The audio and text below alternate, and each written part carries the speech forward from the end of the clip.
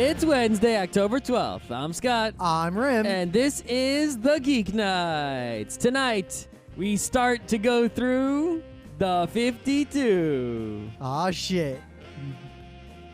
Let's do this. So, I was buying the book club book on Amazon, Wind, Sand, and Stars by Antoine de Saint-Exupéry, which I'm waiting for a French person to tell me if I'm pronouncing that in properly or not. But I was doing the same, and I recently bought the brand new, the newest, cheapest Kindle. Mm-hmm. So I thought, I bought the Kindle because I don't want to carry physical books around. I will buy the ebook. Guess what book does not have an ebook? This book. So... Also, if it did, the Kindle version would probably be more expensive. Because So- a brand new copy is $11, a used copy is way less. So I look and I can't get a Kindle version, so I click the button that says tell the publisher you want a Kindle version. I know that's not going to help me out in the short term. I go on the Pirate Bay. I don't find it, which is expected. I don't expect there to be a brisk trade in piracy of just random books. It's not random. It's a very important, popular Yeah, book. but it's not a book that picked out at random the majority of people on the internet are seeding. Well, imagine there has to be little prints on Kindle at least, right? The other book. I didn't look. It's double book. But anyway. Which we're not going to mention again in the meta moment. Not again? No. Not going to mention it ever? Not in this meta moment of today, because we mentioned it in the opening bit. Anyway, so I go on Google, and I type name of the book, space, ebook. First link, PDF of the whole book. Yep. And I now can say that on this Kindle, I have 11 Project Gutenberg books and one book that I pirated. Right, so I was thinking, man, I should get, I need free shipping, let me get a second book, all right? Could you think of any book you wanted? I was thinking, because of the Cinemassacre's Monster Madness, which you should be watching every day of the month of October. You should. I was thinking, hey, I've read the Frankenstein, but I haven't read the Dracula. Gutenberg. So, I'm going, I look for a copy of Dracula, and as soon as I do the search, I look at the results, and I'm like, oh, this is in the public domain, isn't it? Yeah, so Emily, I went to Project Gutenberg, and I put it on my iPhone in the iBooks. Emily recently read it, and I was like, oh, reading Dracula? Why? And she's like, Gutenberg. Yep. And I was like, oh. And then I downloaded it, and now I'm reading it. So I'm like, well, now I need something to fill this fucking cart, and I had nothing, so I just left it in the cart without buying it, and then I got an email from Amazon that was like, hey, you got an Amazon credit card? And I'm like, yeah, that's why you sent me this email. Yeah. And they're like, you know what? If you have an Amazon credit card and you buy some kitchen shit right now with this code, 20% off, even more off than the regular Amazon off. Did you buy some Calphalon stuff? I don't know, not yet, but I need to buy a kitchen thing to fill up the cart and get 20% off. If there is nothing you need, I want a like 8 or 9 inch Calphalon omelet pan. Omelet pan. Specific, the ones with the curves that let you flip over the omelet? Yes. I already have a griddle. I have an iron griddle, I have a Calphalon kind of scary, worn out griddle. Mm-hmm. And I got that gigantic like Calphalon serving dish, broiling, everything thing. I actually kind of want to get a stainless steel pan that has these straight sides as opposed to the curved sides. Why? Because it's better for frying because the oil doesn't come out. It comes out the same. Get the shield instead. Yeah, I kind of want to get one of those pans. Okay. What you should get is the griddle that has the curvy bits to keep the bacon ever so slightly out of the grease. I'm not talking for bacon. I'm talking for like when you fill it with like, a few millimeters of oil and go to town. Yeah, I don't cook like that lately. I've been doing more of that kind. I tend to cook less with oil and more with butter. A lot of sautéing. Mm. Partly because with Calphalon, I don't need the oil for the non-stick. Well, you do if you're frying something. I don't fry shit anymore. Yeah, I fry I'm shit. beyond that. I like to fry things. I do. I like fried things, but not it's deep frying, just regular frying, pan fry. I kind of want a deep fryer. That's all you. As a kid, we had a Fry Daddy. We just make fried potatoes. And that's all you. Okay. The only problem with it was kind of scary that when we were done frying, the oil would cool down, congeal, put a lid on it, stick it in the cupboard. A month later, frying in the same oil. That's nothing wrong with that. No, but it was a little, I don't know. That oil, I think, was handed down from my great-grandparents. I was also starting to look at, perhaps, food processy choppy bits. I've considered a food processor. The little circle ones that go choppa, Yeah, and go also the spinny blade also, Yeah. and maybe also the Cuisinart, the big mixie. I don't need the mixie. You know what? No, I'm not talking about the biggest Scott, one. That's like the epic one. I'm just talking about the regular The level. majority of our listeners are in high school or college. None of them are baking.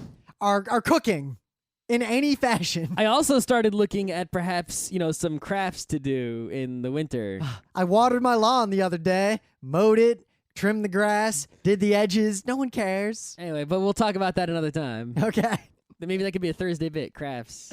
So, of course, the New York Comic-Con is this weekend as news, not as a meta bit, because we're not doing any panels at it. If you want to see fan panels at it, as far as I can, or even most professional panels, at least on our level of professional, D-list celebrity, are not in a panel room, but they're on a stage. Well, the anime ones are in the anime ghetto, which is now on the top floor of the convention center. Now, remember we went to the auto show many years ago during that rainy-ass day? Yep. I remember that top floor, which I rarely go to, was basically the equivalent of that Sun Annex at PAX next to the real expo hall. So that's even sadder than the anime ghetto last year. And the anime ghetto is going to be very sad this year. And but notice how no one's talking about the New York Anime Festival at all. It's just the New York Comic Con. They do have some top tier guests though, Makoto Shinkai. They do. And whatever. How? Why? Anyway, but I'm going to show. I actually went through. They have an iPhone app that's not so bad. And I went through and made a schedule of stuff that I would go to see if I would really cared. So they're screening all of Makoto Shinkai's stuff. So it's like, well, why not go see Voice of a Distant Star in 5 centimeters per second on a big screen in high quality? Why not indeed? That's, and basically all his stuff's going to get screened. There's going to be an Archaea entertainment panel. I got so many press releases about that. It was kind of ridiculous. But I guess David Peterson's going to be on it, which is the only reason to go to it. But you can Mouse Guard was mentioned in the press release. But the thing is, you can just walk up to him at the Archaea booth where Luke Crane will also be at certain times selling their box set Mouse Guard RPG. So why not? There's a Madoka screening on Friday night by Aniplex, subbed first 3 episodes. Yeah, of course. I know they're not going to annotate it or MC it or anything. There's going to be some Miku stuff because, those guys are going to be there again. And because their panel, Krypton Future Media. Their panel last year, like most of the anime panels, filled the goddamn room. Yeah, there's going to be Makoto Shinkai in conversation with Roland Keltz. But here's the most important thing. You ready? The most important thing. This is Saturday night. If you go to one thing at Comic-Con, one panel, because most of the panels are worthless. If you go to one panel, go to this panel. You ready? Saturday, October 15th, 8:15 at night, which might be a very inconvenient time. Yes, indeed. Black Dynamite. Aw, shit. Is an exciting new animated series coming to Adult Swim in 2012. The series further chronicles blah, blah, blah. Scott Sanders will host Q&A and show never before seen footage. I might have to go to that. That's right. That's kind of important. Cast members, Michael J. White, Byron Mins, Kim Whitey, executive producer Carl Jones, and producer Scott Sanders. Black Dynamite. And that's pretty... Oh, it's going to be Hasbro is going to be there, and it seems like they're mostly pushing Transformers, so I'm going to go and be like, what the fuck? Are you, sleeping? No one gives a shit about your Transformers. Where are the ponies? Yeah, Why is Celestia white? Why do you always give boring... You mean why is she pink? Pink. Why isn't she white? Right. Why do you always give boring corporate answers and keep secrets? How come you're so bad at brand management and fan outreach? I probably can't say a lot, but I have talked to people on the staff on the back end, and most of this was personal conversations, so I'd feel unethical the about... Comic-Con staff or the... Reed and Comic-Con. Oh, I thought you were talking about Hasbro staff. No, Reed side. Okay. Now, Hasbro, my talks with them have been mostly from the perspective of, I own your fucking stop fucking up your property and make some money off of it. You own like 3 shares. I own several hundred, actually. What % of the shares is that? Oh, very little. Almost nothing, so they don't give a shit about it. No, but I'm an investor, and I complain, and I get surprisingly the same answers that everyone else gets. I guess that's not surprising. No. The answer to everything is, we do not have any plans, one way or the other, for insert whatever you fucking emailed us about. That's right. But anyway, the best I can share in terms of My Little Pony is that I warned, 5 or 6 different people throughout Reed exhibitions and the people who run the New York Comic Con and said, hey, I know you're talking to the franchise people and I know you're talking to Hasbro. Hasbro's got a big ass booth on the map and they got a panel. I said, and I quote, trust me on this. I know it sounds crazy. Add My Little Pony Friendship is Magic to the list of franchises you want talent, merchandise, and or product stuff from. And I don't think anyone actually followed through on that, which is what's funny is that I told them this before ponies became internet crazy. Yep. This was a long time ago. Yep. So if there isn't the pony stuff you expect at the con, it's pretty much Hasbro and or the New York Comic Con's fault and not any lack of people telling them what to do. Why are they so dumb? The thing is, the people... It's like I'm digging in a mine. I'm Hasbro. I'm mining for money by making toys, and I find some gold.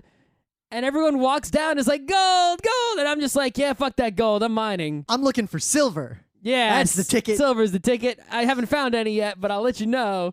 There's so much gold here. Dig it up. Fuck that gold. It's too yellow. I don't like yellow. It's funny because a year ago when I was talking to, people in the industry about My Little Pony, I'd basically present it on the lines of, look, I know this sounds crazy, but people with money are interested in this franchise. You can make some money off of them. And I thought, the rationalizations I gave to these people were I was reaching a little bit. I did not expect it to get as big as it got, to be perfectly honest. I thought it would hit the level. There's a handmade Fluttershy plushie going for $640 on eBay. You know what's fucked up? I clicked on that, and when it was only $630, for a second I thought, I didn't do it. I'm not crazy. No, not even close. All right, let's move on. Let's get to this. Anyway, New York Comic Con, we'll be there. Stuff's going on. All right, real quick. There's this article, pretty interesting, from the BBC about, how people act when they're drunk.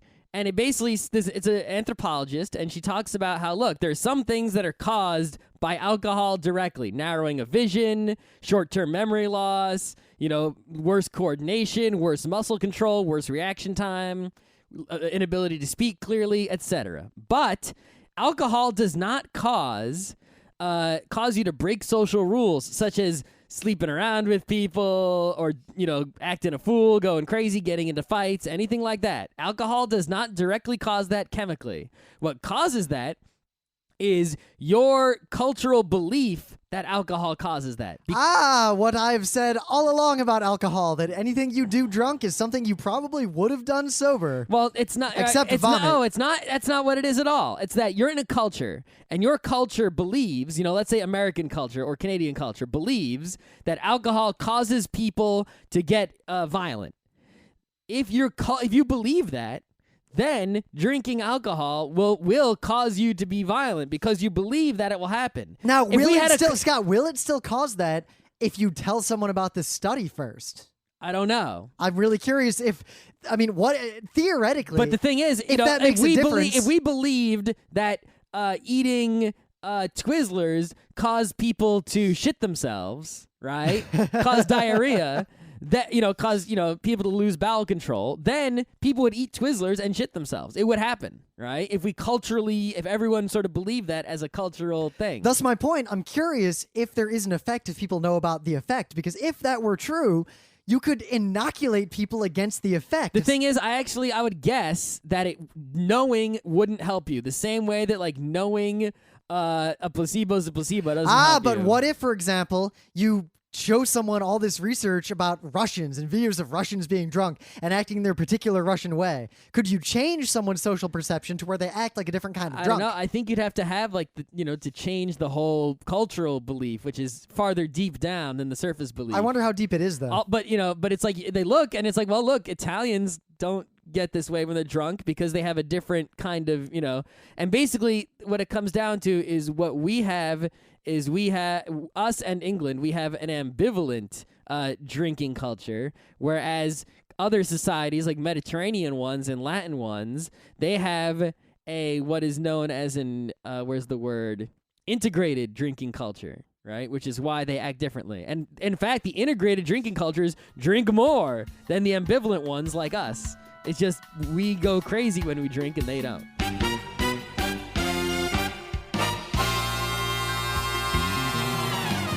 So things of the day.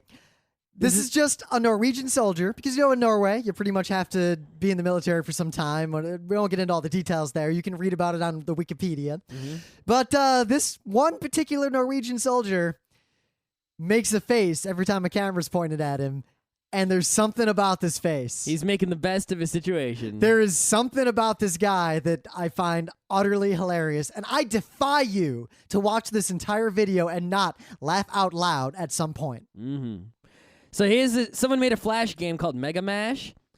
This is amazing. This is a new kind of video game. It's epic. Holy shit, you got to play this fucking thing.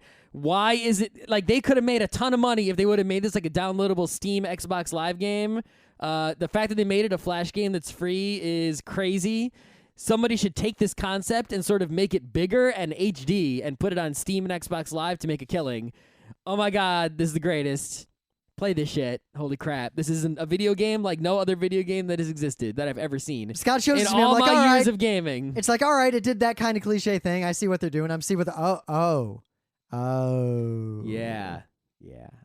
I want someone to take this and embrace it, right. extend it, and make an Xbox So for game. Meta Moment, we already covered the book club and the upcoming con. I just want to say, check us out on the internets. FrontRecruit.com, the Geeknights Twitter, Rim YouTube account, Facebook, all the places. Internet us. Our forum is an ivory tower for the elite intellectuals of the internet. iTunes review, whatever internet place that you find that you want us to be or we are, make it happen. Spread us around the internets. That's how we roll with the Creative Commons license. Along those lines, if you want us to appear at a convention or school or whatever, send money. No.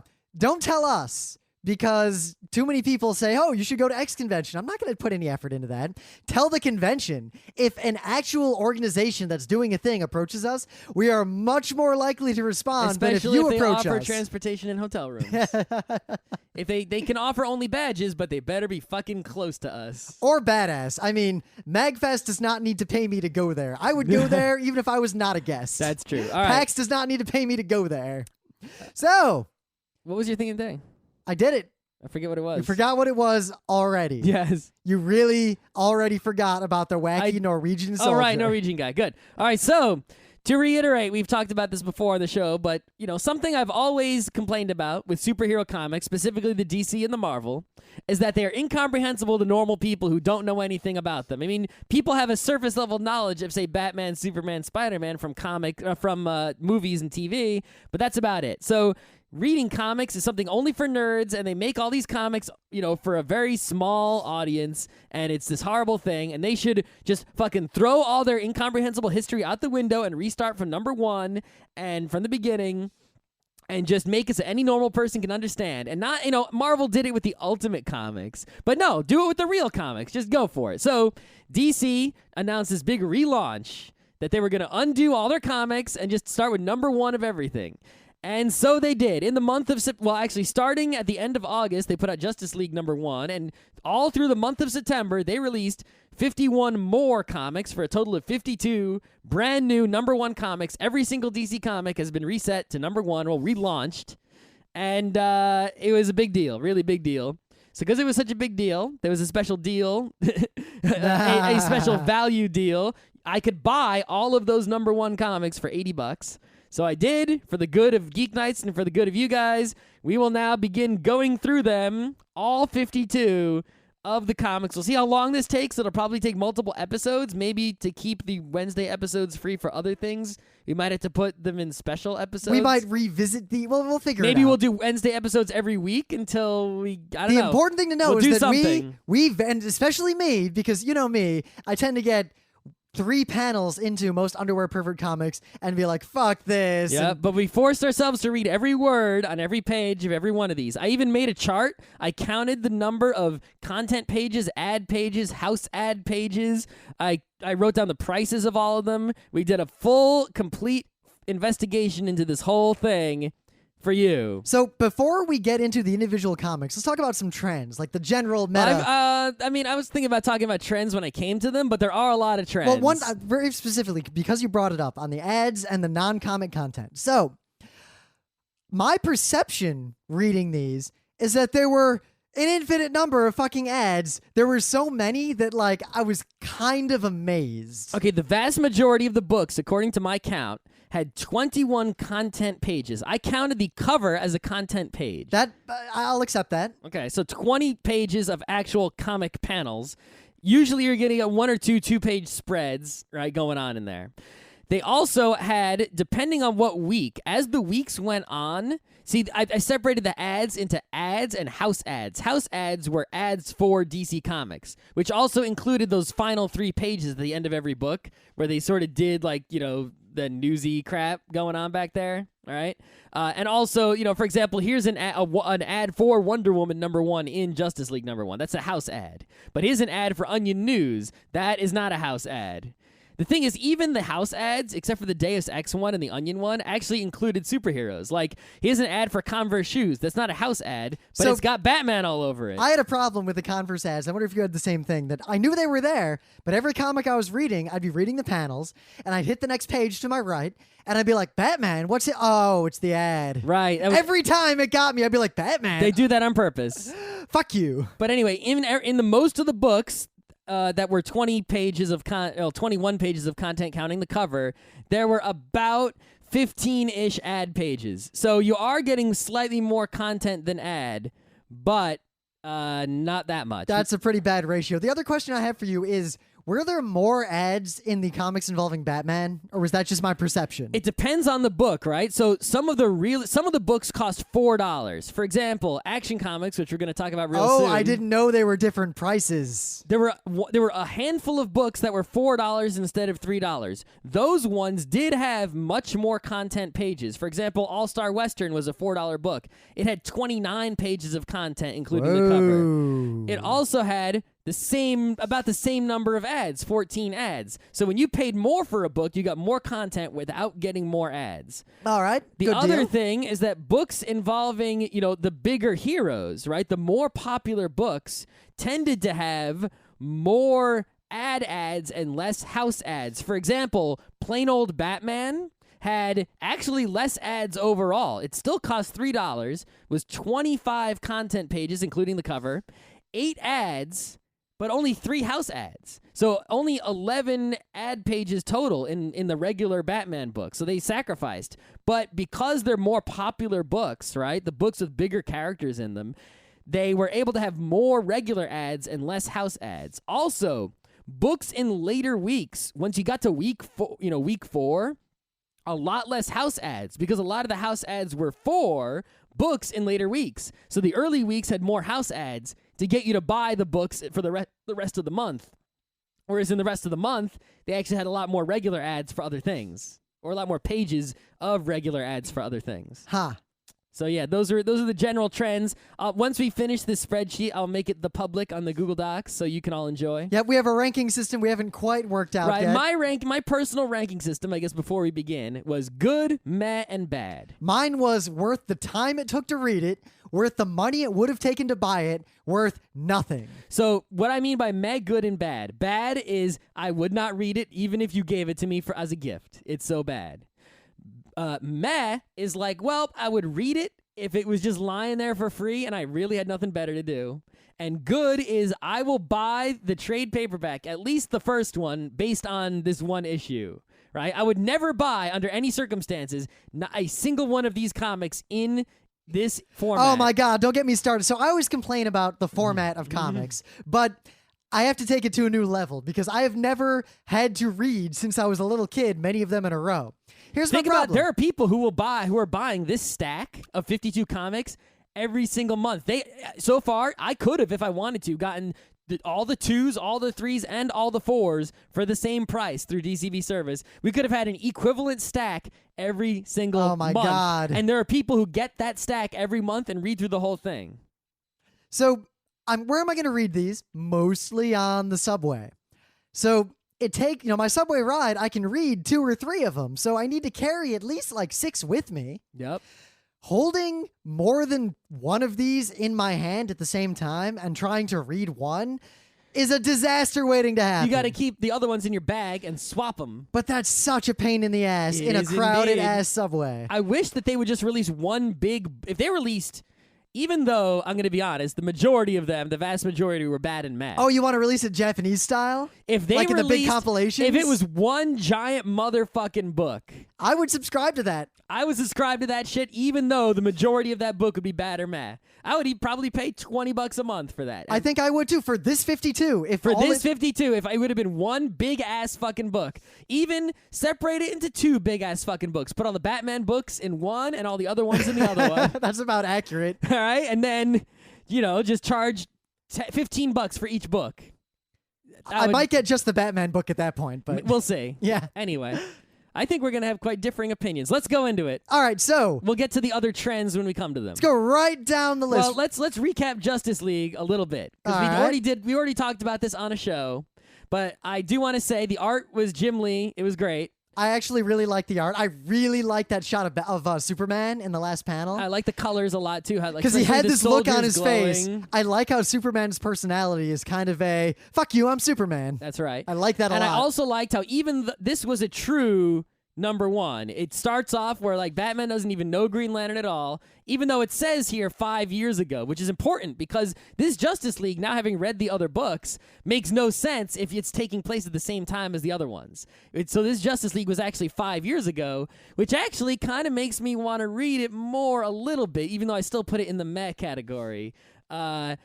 Because that, it has nothing to do with these other ones. And you get sort of this 5-year lead up it's the prequel to all the other 51. Yep. I also really like how it did not start with origin story. It started in media res. So that, because I feel like, I don't want the origin story. Especially imagine not if all these book. 52. Imagine if every one of these was the origin story of some superhero. Oh, it'd be awful. I couldn't have dealt with that. No, not at all. So yeah, so Justice League gets the high meh, and probably the first Jeff Johns book I've ever said is not bad. I would read it if it was presented to me. It is definitely worth the time to read because I enjoyed Superman.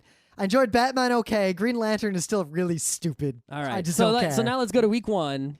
Action Comics. Number one. Actually, you're going to be surprised. Action Comics, I put this in the good. I'm going to buy trade number 1. I actually kind of liked it too, though I'm kind of angry about the art. I don't know if I would buy trade number 2, but I'll buy trade number 1. So the art was lazy. The art was not amazing art. There were many books in here, right, where the art blew me away. Oh, no, but the art on this one pissed me off right away. It didn't piss me off. The I just first thought two it was panels average. pissed me off. Panel 1 is two guys in a kind of awkward pose having a conversation. And the second panel is the exact same panel with the red swoosh coming down. Yes, but they had continued their conversation and... Come on. Like that, just the fact that they're having this kind of actual conversation, they make a point, like I'm teetotal. And their expressions literally don't change. Their hands are still touching their faces in the same space. It really looked like kind of the lower rent comics I tend to read sometimes. Yeah, I mean, I wouldn't say this is bad art, but it's pretty much typical comic art. Completely average for what superhero comics are. It didn't blow me away. I had a lot of trouble following what was going on in the action scenes.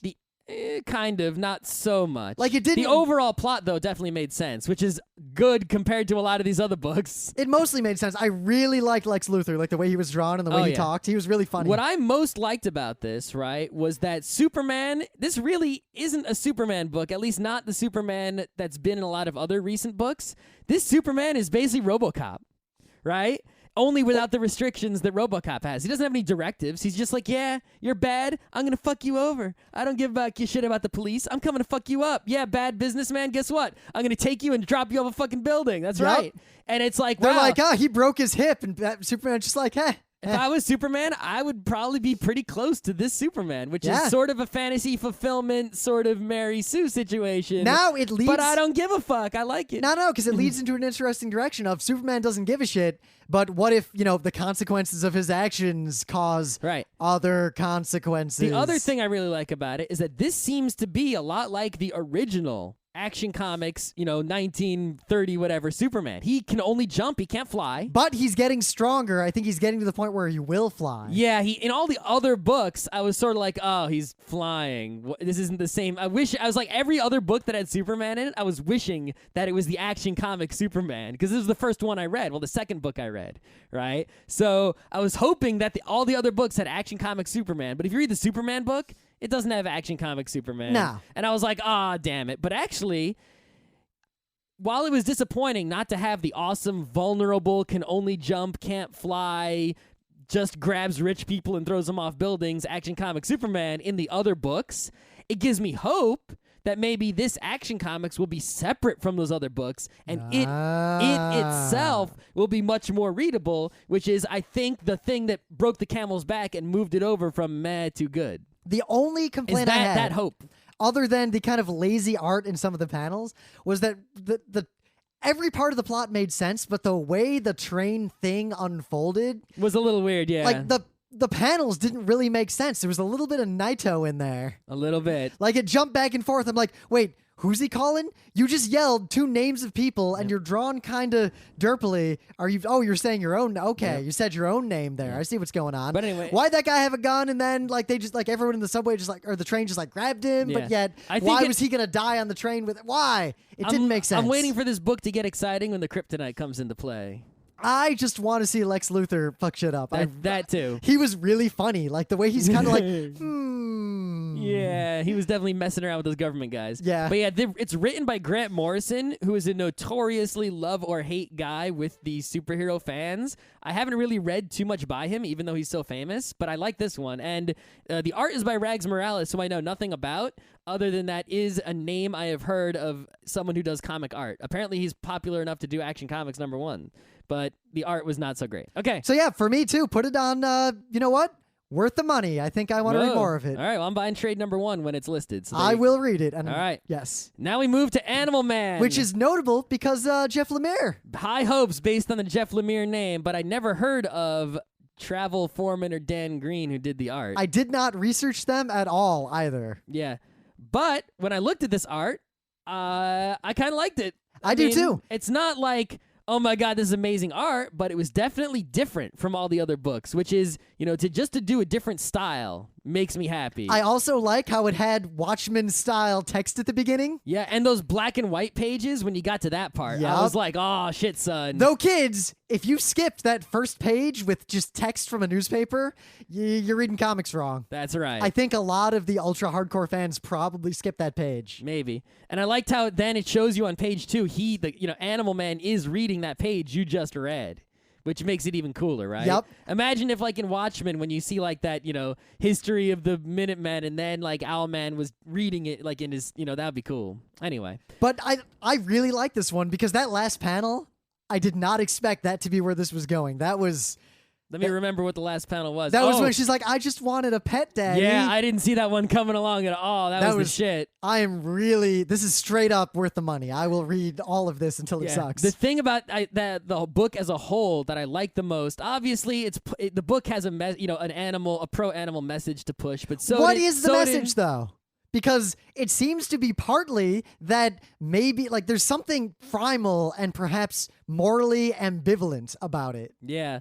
But the thing that I liked about it the most was that it had the normal family dynamic, right? A lot of books, when they got a family in there or something like that, it's not normal. But Animal Man was totally acting like a normal dude, and his family acted like normal people. Yep, the dialogue was human dialogue. It wasn't one-liners. It wasn't stilted. Not some over-dramatized soap opera dialogue, or melodramatic, corny bullshit. He was hanging with his family the way you would hang with a family if you were Animal Man. And he was, the fact that he just acted like such, a normal person would reasonably act in his extraordinary circumstances was pretty cool, and I'm really going to be excited to see how he reacts to the extraordinary circumstances of that last panel. I am also very happy that while it is clearly in the universe of the rest of this BS, none of that BS appears to be ready to overlap. Yeah, there was no appearing of, Batmans or Supermans, even though it's clearly in the DC universe, none of that came into the play. Yep, they paid lip service to it with, all the other superheroes around. Every single book in the whole 52 paid some amount of lip service to it. There is none that had zero lip service. Not that I could find. But yeah, Animal Man, Jeff Lemire, he did not disappoint, at least not in this case.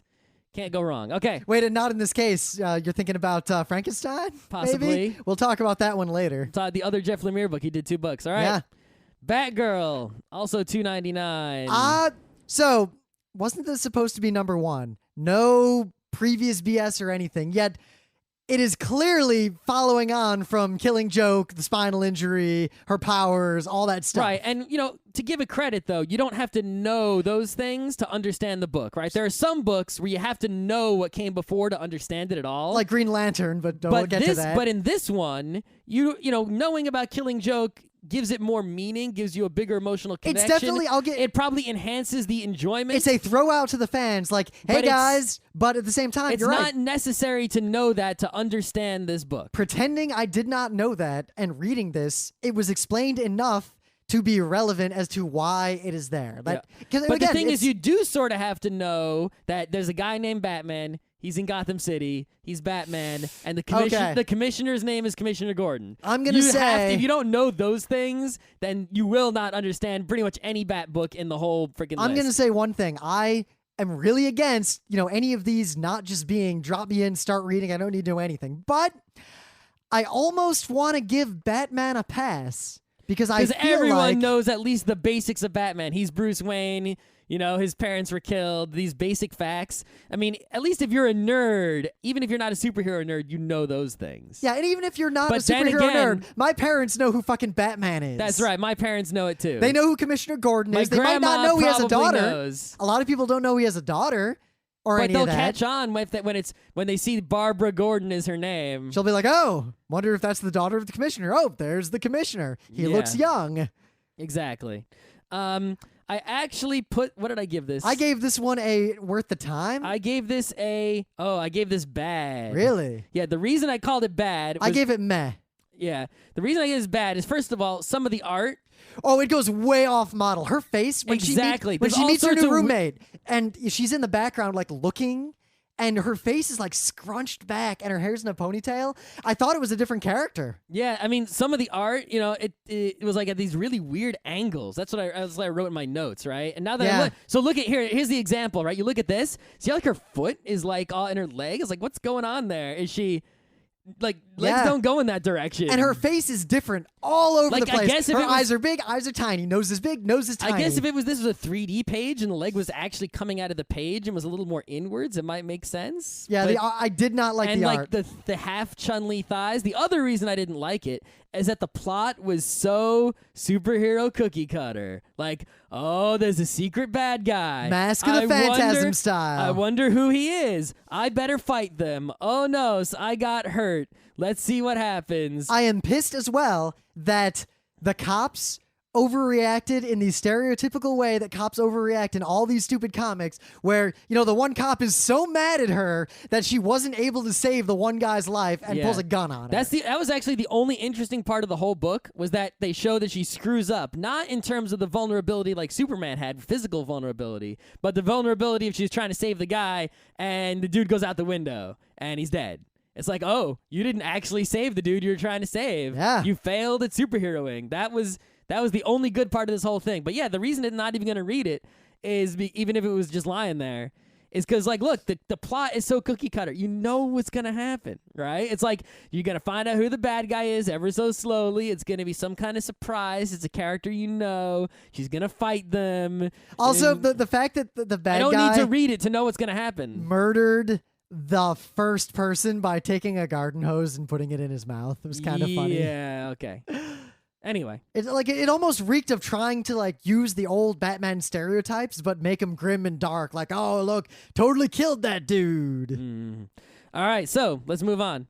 Batwing. I don't know why, but I actually really liked Batwing. Really? I put this as bad. I put it as worth the time, and it's close to me wanting to buy a trade just to see what the deal is. Really?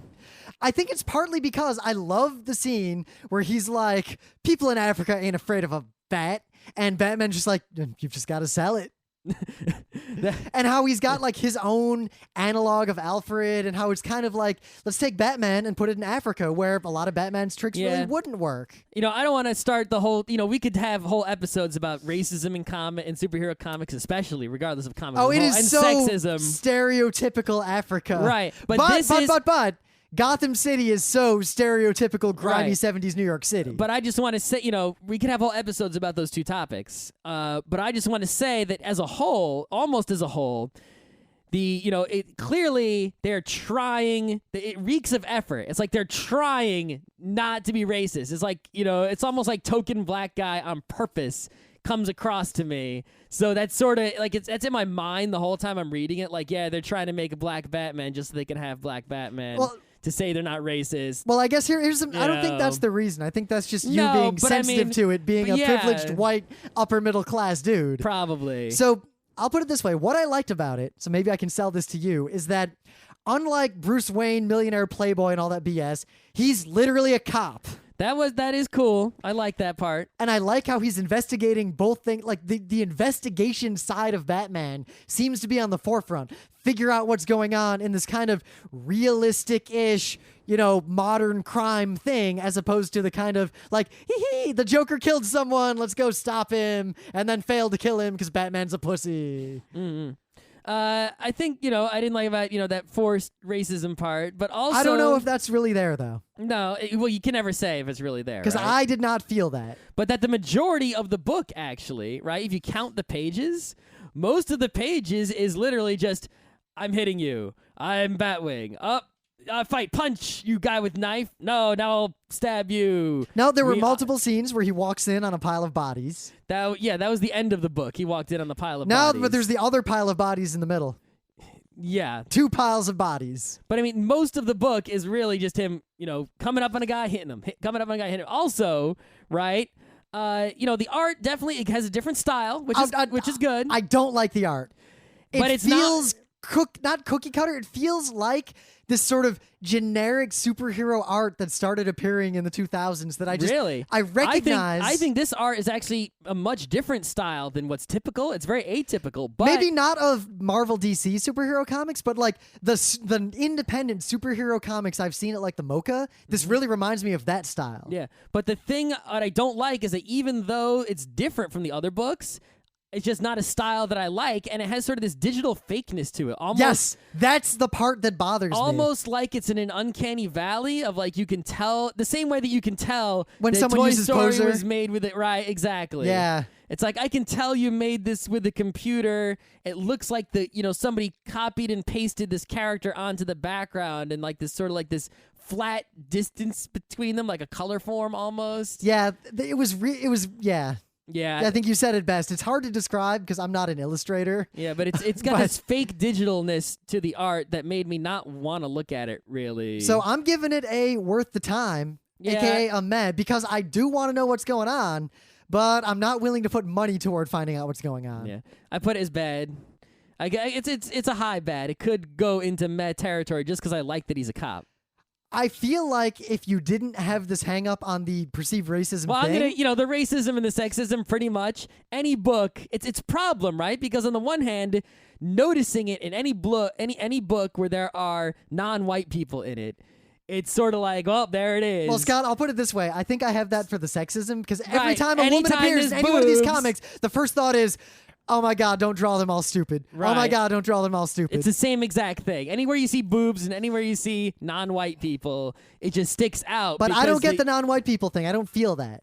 The thing is, in some books I felt it, and other books I didn't. So I think there is something that some of the books are doing that other ones are not doing. No, the boobs, some of them are just outright sexist. All right, so let's go. Batman Detective Comics. So, if anything is closest to my Batman, a.k.a. Frank Miller, Dark Knight Returns, this one is in that Batman's actual past. Yeah, this is way dark.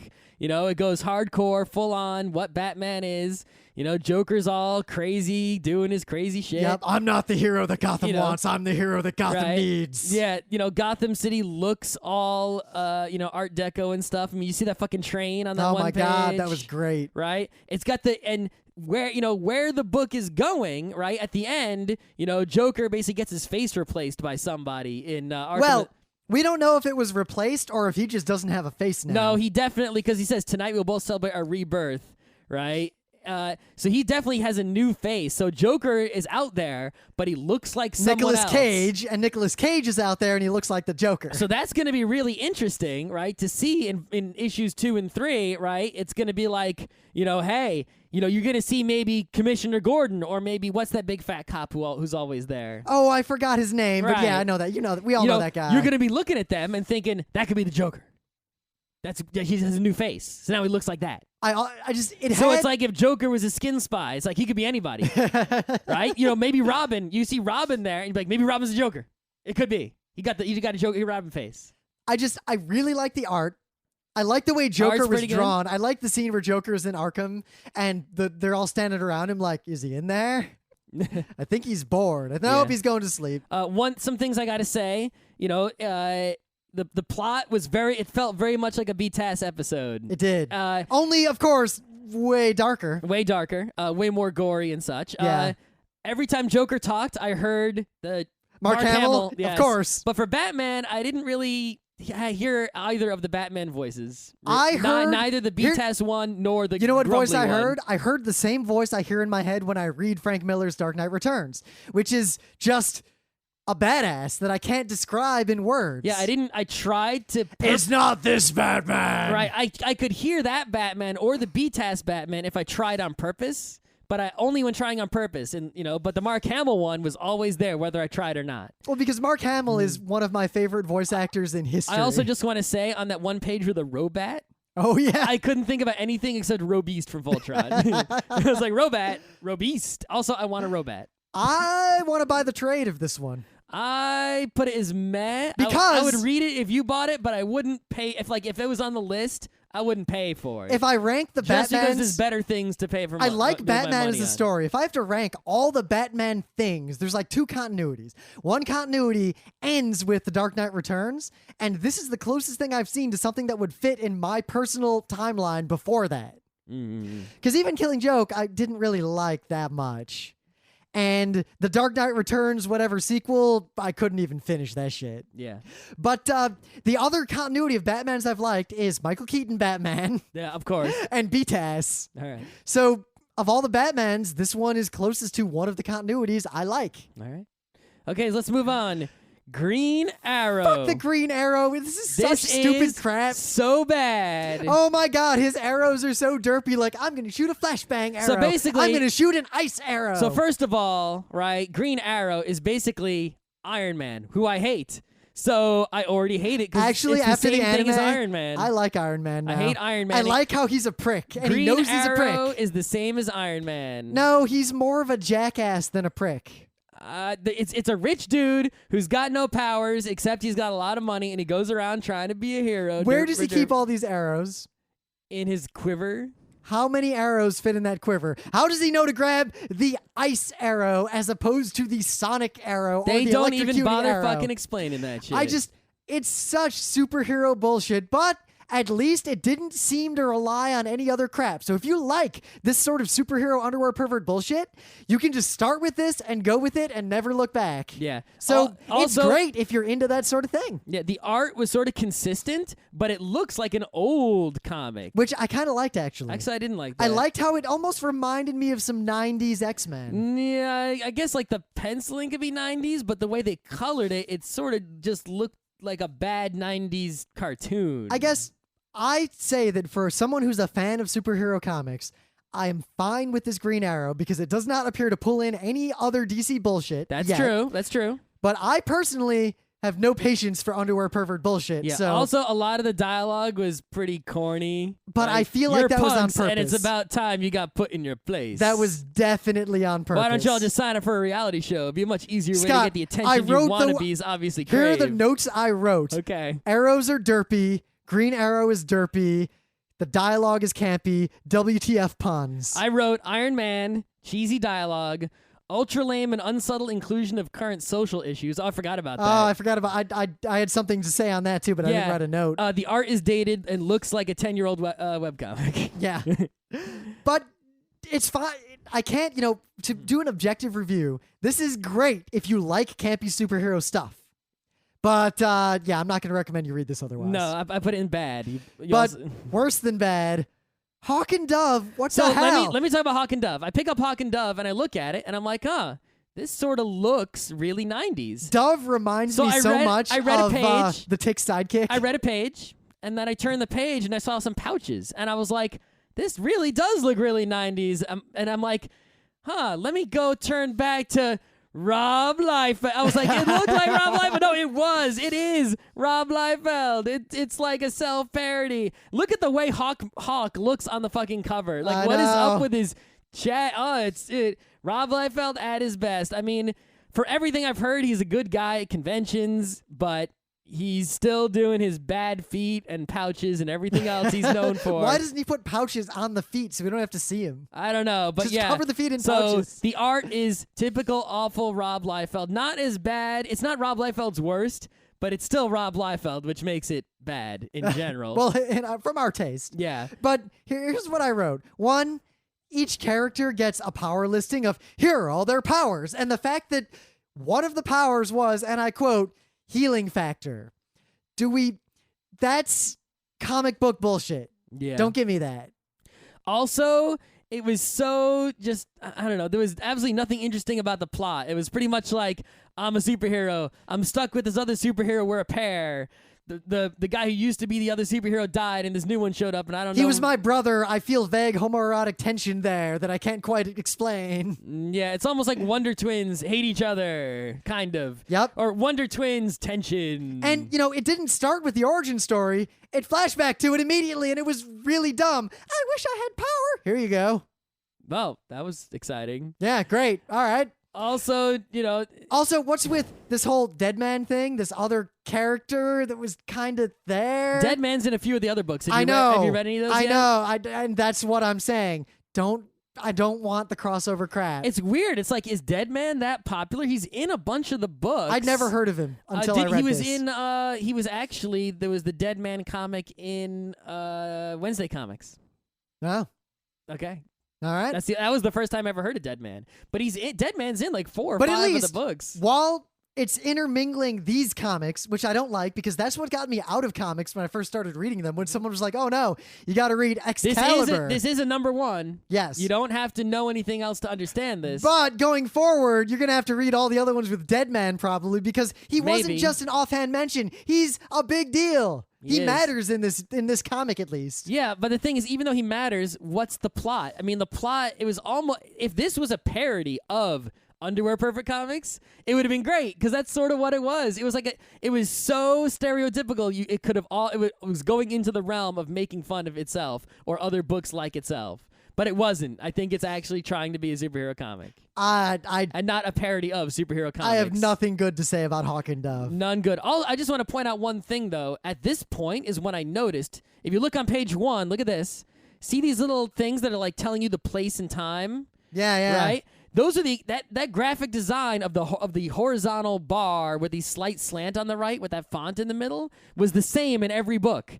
If you look at Justice League number 0, look, there's that same kind of bar. You're right. Right. Every book had that same graphic design for the parts where it told you, 5 years ago or Washington, D.C. or 3 days ago in New York. It was always the same graphic design for those little narrative things. In all 52 of the books, they've got this uniform graphic design going on the internals, not just on the cover design. I don't know if that's good or bad. I just noticed it. Oh. That's all I had to say about it. So, bad. Bad. Justice League International. Who the fuck is Booster Gold? What is his power? I know who Booster Gold is. What's his power? Because I gotta say, I don't know anything about Booster Gold at all. I literally do not. Time travel. Yeah, so reading this, I inferred that maybe he's from the future. The deal is he was like a teenager, like got sent. I read Booster Gold, like I had a big black and white Booster Gold showcase that had all like the first issues of Booster Gold. I read the whole thing. And basically, from what I remember, which is probably slightly off because I tried to put it out of my mind, he was like a teenager. He got sent to the past or the future where he got some superhero stuff, and then he went back to another. Or I think, no, he was in the future. He went to like the hall of, I think, the maybe the Legion of Superheroes, and he got some superhero stuff, and then he went back in time with it. Something along those lines. All right, whatever. Here's my only complaint about this, other than everything. Yep. Batman looks... That's not Batman. There's a guy who looks like Batman in this. It's almost like Adam West Batman, or Super... It's Super Friends Batman. It is. There's this other guy who looks like Batman and is pretending to be a crap-ass version of Batman flying the plane. Yeah. And basically, this book is basically Super Friends the book, right? It's pretty crap. It's nothing but a series of one-liners while they fight generic lava monsters. Yeah. The art, the coloring is okay, but the rest of it is meh. The thing that really bothers me is that this follows a plot line that was in maybe 10 of the books, and I'll mention it every time the plot line comes up. It's pretty much government organization gets together a whole bunch of superheroes to fight some unspecified threat that's coming up. And it's like, how many different government organizations are out there forming together groups of superheroes? Like 20. Also, how many threats to the world can there be at the same time? Seriously. The subplot of, people are mad about this and are burning down the Hall of Justice didn't really... Explain me this. Justice League #1 was 5 years ago, correct? So maybe they were destroyed on the interim or in space. Was 5 years ago. Meanwhile, the Hall of Justice that was apparently built less than 5 years ago, right? Because the Justice League didn't even exist 5 years ago. Yep. Is already abandoned and some sort of public park that people can enjoy. And so simultaneously, the Justice League only lasted 5 years and the Hall of Justice lasted less than 5 years. They might be in space. Well, I'm pretty sure the Justice League is in space, but they built the Hall of Justice and gave up on it in the span of 5 years. Are you kidding me? Really? But really? You know what? That was quick. All I got to say is this one's bad. We're already issue 1s. There's too much entanglement that I can't keep it all straight in my head. Yeah, the other thing is that you do sort of, to get the fullness of this book, you do sort of need to know stuff. There's a bunch of characters in here that it's like, who the fuck are they? It's like, if you don't know who all the different Green Lanterns are, or like, who's old. And the thing is, even if you do pretend these characters are brand new. Well, Green Lantern doesn't even exist until week 2, as far as I'm concerned. Right. And it's like, you don't even know, like, who do you even care about these people? Do I care about Tora Oliv's daughter, Ice from Norway? Are those real superheroes, or were they made up for this? And the other thing is, like, I don't know. All of these characters. Scott, do all those characters exist otherwise? Like, were they in other comics, or are they new? I'm sure some of the Plastic Man's definitely not new. Okay. I'm not sure which ones are new and which ones aren't. Because apparently they all only have Booster one power. Gold is not new. That Green Lantern's not new. The only power I'm pretty sure any of them Ice has isn't new. Is to say a non-witty one-liner that is so stereotypical, like, Russian plane, much better than Chinese all plane. Punch-Out jokes. Justice League International is nothing but Punch-Out stereotypes of nationalities. That's all it is. And even though they're all stereotypes, they don't really have personalities, right? Nope. It's all the people ever say is like, hey, help me fight the Thing, do this attack. It's like none of the it's not, I'm looking for characters that have personalities, right? The way you can tell if a character has a real personality is if you can make jokes about them. For example, ponies, not to bring it up again, you can make jokes about every pony. Like, you can do a Rainbow Dash impersonation. Like, I'm Rainbow Dash. Like, what would Rainbow Dash do in Situation X? Right? You can answer that question because Rainbow Dash has a real personality. So do all the other... I thought you were going to say a real person. No. But none of these characters have any personality to them. They're just all they are is... Each character in this book is just a costume and a nationality. That's all they are. Nope. They have nothing else to them. They have no soul. 3 of them have personalities. Booster but Gold, shallow ones. Batman. Booster Gold doesn't give a shit. Yep. And is incompetent. Batman and Russian guy. Batman is derpy Batman. And no, the Russian guy doesn't have any personality either. The third person I was going to say is the Green Lantern is surly. Oh, kind of, yeah. But it's like they have no soul to them. They're just costumes with nationalities attached to them.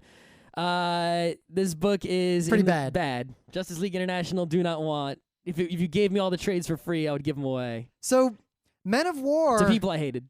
The next one, Men of War, which on the surface, as far as I can tell, is supposed to be just like old school comic style war stories. Yeah. One set in like a future with superhero crap. Well, one of them is Sergeant Rock, and the other one is something else.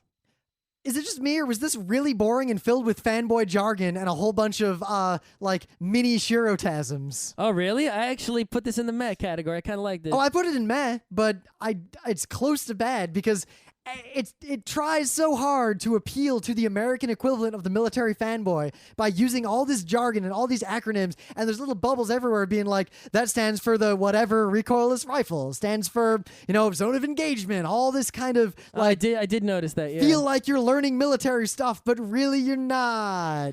No, I mean, what I liked about it, first of all, it was a $3.99 book, if you didn't notice. Right? I did not notice. It was more expensive, and you got more pages, which is why I had the second story in it. The art in the second story was stunning. I just got to say that. Oh, my God, I love the art in the second story. The second story I liked way more than the first story. Right. It seems like, first of all, it's like there's a generic war always going on. It's like, what war is this? Yeah. It's like this is just a war that's always happening. And also, at least it seems for the like first this whole story, world is out. It's like there's just wars everywhere. It's like it's the war planet. This particular book, Men at War, concentrates on actual full-on wars. But it seems like there's wars going on in every other book. Whenever some government needs to get a group of heroes to fight an evil organization, there's just wars everywhere. I guess what bothered me about the first story in this book is that it was such like cliche, check out our gritty, realistic military story. I know. I thought it was a typical Sergeant Rock story, and I tend to like Sergeant Rock stories because Sergeant Rock is all about that military guy who will go against the military. He's like, I don't want your promotions, fight. But it was just so cliche. It was like O.M.A. as opposed to without Moroi. Nah. That's what it was. That's what Sergeant Rock is all about. The other thing that boosted it a little bit, that first story, was that it mixed the war story with the superhero story, right? It put them together. True. And that really only ever happens in like Captain America and stuff like that. So, to be like, well, look, his regular old soldiers in a world where there's a fucking flying dude who smashes shit. It's like, oh, I guess there's something going on. If the military had been a little less Starship Troopers movie and a little more realistic, and the characters were they're a little too cliche and too archetypical for my taste. Yeah. But I read the second story, just the art was so good. Oh, my God. It was okay. I wouldn't call it great. That's my kind of arts. I really like that style. Yeah, I like it okay. That's why it's on the low end of meh for me. I've got a high meh, Rim's got a low meh on the Men of War. All right, let's talk about O.M.A.C. Because O.M.A.C. what the fuck was that? O.M.A.C. was definitely... I have no idea what's going on or what happened or who these people are or... I've almost nothing to say about it other than that Dubliex and the gobbles and all the proper nouns were hilarious. Yeah, so this is bad. So bad. What I wrote, here's a note, like reboot, but WTF? Like reboot? Huh, that's what you think. It's interesting. That's the closest thing I was even remotely reminded of. Even though it's nothing like reboot. No, not at all. And I have no idea what the hell it is, and I have no interest in reading further. So first of all, the art was so like Jack Kirby throw up. It was sort of like homage to Jack Kirby, but it wasn't a good one. It was just like, okay, you're really making it look like Jack Kirby on purpose. Maybe Jack Kirby invented this character. That's why. I'm guessing. I have no idea. It's likely. Oh, how come O.M.A.C's an acronym too? Yeah, there were a lot of acronyms. I want to say that now. Every book had tons of acronyms. There were like 5 different evil organizations that were acronyms, 5 different good organizations that were acronyms. It's like, how many good and bad organizations can there be with acronym names, different technologies and weapon systems and heroes, all these acronym names just all over the place. It's like Marvel does the same thing too. It's like, stop it. Not everything's a fucking acronym name. And it's like, and it always has to be clever too, right? It can't ever be just Stalker, Shade. Yeah, Stalker. God, there's so many of them. We'll get to, as we go through, I'll bring up ones that came We've already missed some we could have talked about. Yeah. The thing I hated most about O.M.A.C, I just don't want to give it so much time, is that it had perhaps it was in a lot of books, but this one most of all, I think, I hit you, you little guy syndrome. Oh my God. And that every panel there's someone doing something and saying what they're doing that you see them doing in the panel, and most of the panels are action of a guy doing something. But unlike Nightwing, where at least the action was like almost all of O.M.A.C's dialogue was like, I am O.M.A.C, back away. Get out of my way. Or Stop. I will hit you, you little guy. I will hit you. And it's like, what you need is a woman's touch. I always remind everybody I am not just another pretty face. That I also noted that exact panel as pissing me off. Good God. Good God. It's just, And the bad guys were just generic evil science organization. But he was Lord. What's his name? I don't know. I don't care. I will not be denied. I smash you, you little guy. O.M.A.C bad. Stay in Hidden Temple. Comic bad. Wish O.M.A.C would smash it. So All right, I'm done with that. So and the Static cliffhanger at the up. Another thing I want up. to mention is a lot of the books tried, obviously, to end in a cliffhanger. If it's book number 1, obviously you want to end in a cliffhanger to make the guy buy book number 2. This one didn't end in a cliffhanger. I think it did sort of end in a cliffhanger. It was just a really stupid one. It's like they were trying to make a cliffhanger by being like, Brother Eye is a space station. The end. It was like they're trying to make that a cliffhanger. Yeah, it's like, wow, that would have worked on me in 1990. Yeah, that it wasn't, it's weird. Like most of the books tried to do it. A few succeeded, and only some of the ones that succeeded actually had me caring. Like even some of the ones that had a real cliffhanger, I still didn't care. Yep, like Batgirl didn't really care. Animal Man's the only cliffhanger I cared about. Yeah. Other than maybe Detective Comics, because I really want to know what Joker's plot is. That didn't make me care about the cliffhanger. It just made me excited for the possibilities of who is Joker going to masquerade as. What's, not... Also, just to go back to that one, Joker's reaction to the way that all went and everything was really well written. Yeah. If very creepy and disturbing. Okay, so... Static Shock. All right, Static Shock. Bad, first Man, of all. it's a good thing I had my deflector whatchamacallit up, or else those oh, bullets would have good God, gotten me. that's the exact same shit I'm complaining This about. whole comic is nothing but. Is nothing but that. I'll use the Samaflange on the Baphomet. Oh no, the Baphomet didn't work. I gotta use the Boofma fucker. Fuck this comic. Also, Queensboro Bridge has pedestrians. Yes. Do your research. I can see the fucking bridge out my window. I'm looking at it right now. I'm looking at the real bridge, not even like a picture of it. There is the bridge. Like the bridge out the in the window. comic. It looks nothing like the bridge in the comic, and they even said there are no pedestrians. There's fucking pedestrians on the goddamn bridge. I see them. I am them. I bike over that bridge on a regular basis. Do your fucking research. What Never the mind. fuck? It's like everything about this comic. It could have been cool. I like the main character. He's snarky. He's kind of like a. I think it was It was forced snark though. I think it was also. I had that same half as much as I had in the. What's with you and your white guy guilt? Yeah, white guy, whatever. You've got a weird complex. Also, the dude is basically like. It's almost like they always draw him. Whenever they draw him, they're looking at the Green Goblin in a Spider-Man book, right? Because he's standing and crouching on this flying disc octagon hex thing. He's so cool. He's like Zach Morris, superhero. It's like every pose that he ever has is stolen from Spider-Man Green Goblin in some Spider-Man comic. But also electrocuted does not mean that. Yeah, it's just half the comic is he's fighting a guy and just made up words about electricity that don't match real physics. Oh, I must beat his made-up word with my made-up word. I beat your... And it's like, it's the same as I hit you. My electron level is over 9,000. It's the same as I hit you, little guy. I'm casting this spell. I'm casting this spell now on you. Oh, good God. Never mind that everything he does also has some sort of positive/negative electricity pun. Right. I mean, last of all, you get the family drama, which is kind of okay-ish. But it's ham-fisted. But... Dude can fucking fly on a disc. Why is he asking for a goddamn driver's license? Because he wants to be a normal guy. No, he doesn't, though. Because his motivation is clearly, I want to be a goddamn superhero. This is fucking awesome. Let's go. Right. It makes no sense. It's like they tried to give him the normal teen life, but they completely ignored the fact of how the teen life would be modified by the superhero life. It's like he just has the two separate lives, and they're not intermingling, except for the I need to get away from my family to do my superheroing without them knowing part. Oh, on the racism part, while I do not feel your weird white guy guilt, at least the misplaced part of it, I do find it somewhat unnerving to me that, oh yeah, I told them all you're some inner city whatever, so they'd stay away from you. Like, really? That's your excuse to... Yeah, great. Lenny. But no, fuck this comic. Fuck this comic. All right. The art wasn't that bad. I think though. we'll make it through week 1, so we'll probably have to do a week per episode. All right, Stormwatch. Here's what I wrote. This was the epitome of acronym...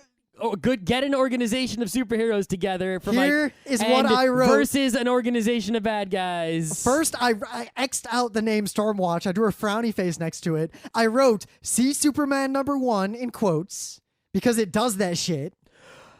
Okay, we'll talk about that when we get to Superman #1. Just forget that for now. Oh my God. Yeah, it was like... Because did you read Superman #1? I think I just gave it to you, No, actually. I didn't read it yet.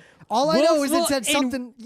there's too many comics referencing each other in this kind of way. Like, oh, that's not true. Get ready. I'm going to go off on that shit when we talk about Superman number 1 shit, in week I'm ready. 4. The other thing I wrote was, and I quote, "What the fuck did I just read?" and a whole bunch of exclamation points and question marks. Right. So I could not tell you what happened. A bunch of like underwear perverts screamed at each other, and random shit happened, and then it ended, and I don't know what's going on. A bunch of underwear. Someone's trying to get a bunch of underwear perverts together to form a team, I think, to fight some guys. If you don't know who these heroes are already, it doesn't make a lot of sense. Even if you do, it doesn't make any sense. They don't introduce them. There's something going on with a mountain and a horn.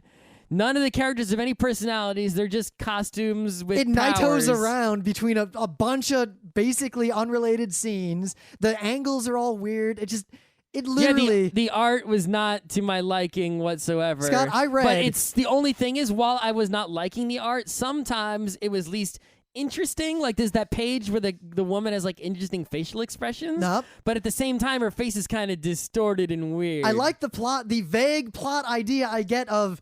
Yeah, the moon is threatening the Earth somehow. Yeah, but basically, here's my notes. Ready? There was a mention of slash fiction, and it was like they were trying to be hip and cool by mentioning slash fiction. Oh, they did that again in Superboy. They're like, just totally not a Mary Sue. Art is sometimes interesting, which I already talked about. Yep. How many things can threaten the entire world simultaneously, and how many hero teams can save it simultaneously? Even just in this one, the fuck is going on? I read every single word in every single panel twice because I could not tell you what the plot is. Other than that, as far as I can tell, the moon is trying to fucking kill everybody.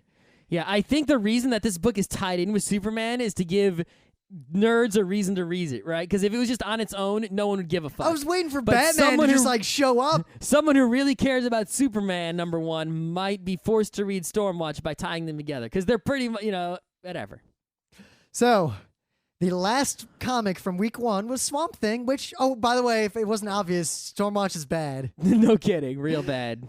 I liked Swamp Thing, but I put it meh because I don't really care where it goes. I also put it as a high meh. It is a high meh. I like the art. I like this book, but I also don't care where it goes. Because I don't care about Swamp Thing. Also, a lot of the enjoyment I got from the book was because I had read Alan Moore's Swamp Thing. Which I still have to read. Which I knew. So I know a lot about Swamp Thing, and... So I got a lot of stuff out of this that I definitely would not have gotten had I not read that. Also, the art in the Swamp Thing is sometimes stunning, sometimes not, right? Yes. So, and like this first page with the birds falling and the Superman in the circle. Oh my God, if the whole comic was like that, it'd be a buy. But the whole comic doesn't look like that. Over here, when Superman's talking to the construction worker, it just looks like a normal comic. But so it's like... So did you notice the Tyrannosaurus Rex about to kill Batman?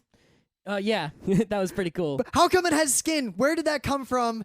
I want to see the comic about the dinosaur that tries to kill Batman. Well, that's the dinosaur that's next to the penny in the Batcave. I know, but I guess it came to life. Yeah, but you can read those comics. I could go find out what they are. I forget which ones they are. I think it's like Batman and the Outsiders, but at the same or time, something like that. I don't know. Swamp Thing, I would have had a much higher opinion of this if it did not have Superman and Batman and all this bullshit in it. Well, having read the Alan Moore Swamp Thing, that didn't bother me because the way Swamp Thing integrates with the world. Even Frank Miller's Dark Knight Returns has another superhero or two in it. But I recognize that as a negative quality. If the Swamp Thing is truly number 1, you shouldn't have to read the Alan Moore Swamp Thing to get the maximum enjoyment out of this one. I mean, look at if I hadn't read it, I might have put this in the low meh or even bad. Look at the art would have Batgirl. probably pushed it into the low meh. Like we talked about, the Killing Joke, you might get an additional if you knew about it, but if you don't know about it, it still works. It's not detracting. But here, it's not detracting. You can get this book without knowing anything about Swamp Thing, but it's a significant benefit, right? You know what analogy I'd use? That benefit was enough to boost it from low meh, maybe even bad, to Scott, high meh, almost good. It's as though, think about the difference between watching Galaxy Express 39 the movie, having or having not seen the TV show. Exactly. It's the same kind of thing. You have to see both, or you're really missing out on the real reason to watch it. Yep. Also, I just want to point out... What did I write here? Dinosaur? The action... Remember I talked about how I like the action comic Superman? So here was my first opportunity to see Superman since that Action Comics. And why does he deliver a line so cliched that even Penny Arcade has made fun of it? And you're a hard time man to find, Mister Doctor, right? But he's flying. It's like, oh, God damn it. Well, he can fly by that point. But the thing is, he's also appears much older than he does in Action Comics. So is that Action Comics? I couldn't find anywhere. I didn't look that hard in Action Comics where it said 10 years ago, whatever, anything like that. But it seems like maybe that Action Comics is truly in another universe or in the past, but it has to be after Justice League, before. It doesn't make sense, really. But I don't like the Superman that's in this Swamp Thing. But I only like two Supermen. I like the Superman that we talked about at the way beginning of this episode. Justice League. And I like the Superman in Frank Miller's Dark Knight Returns. Yep. Those are the only two Supermen I like. I like the Lois and Clark TV show Superman. I watched that show the way I watch Ponies now. Scott, when I was a kid. Scott, I know it doesn't hold up. I was going to say, have you seen it in the last decade? But when I was a kid, I watched that thing every day. Whenever there's a new episode, I'd be waiting for that shit to come on. My brother, too. All right. I think I was falling asleep as I was reading Swamp Thing because my notes... So we got 2 mez for Swamp Thing? Yeah, because my notes go, you're a hard man to find, mister, and then a scribble. I wrote the word pecs? Maybe Dex? And then I wrote Superman, that the man kind of fades off into a scribble, and then it looks like drool. All right. So we'll come back with another episode on the week 2 books. I guess it takes about a week per episode here, right? How long was that? That was a while. Okay, so yeah, week per episode. We got 3 more. I want to give you a preview for next week because the next week's set let me just go through a list. Next week includes Batman and Robin. I got a lot to say about. Okay. Batwoman. I got a lot to say about. Yep. Deathstroke. Demon Knights. I got a lot to say about Demon Knights. Frankenstein. I got a lot to say about that. Green Lantern got a lot to say about. So Green Lantern and Red Lantern, DC, what the fuck? That's not a number 1. Yeah. Grifter, I don't really have much to say about that. I don't even remember it. Legion Lost. I got a lot to say about Legion Lost. The worst comic. You're giving it away. It's the worst. It's awful. Oh my God. It's awful. All right. You think Justice League International was bad? Or Mr. Terrific, Red Lanterns, Resurrection Man, and Suicide Squad all coming up. And Superboy. I kind of like Suicide Squad. All coming up in week 2. And I kind of like Superboy, too. Save it for week 2. It's coming.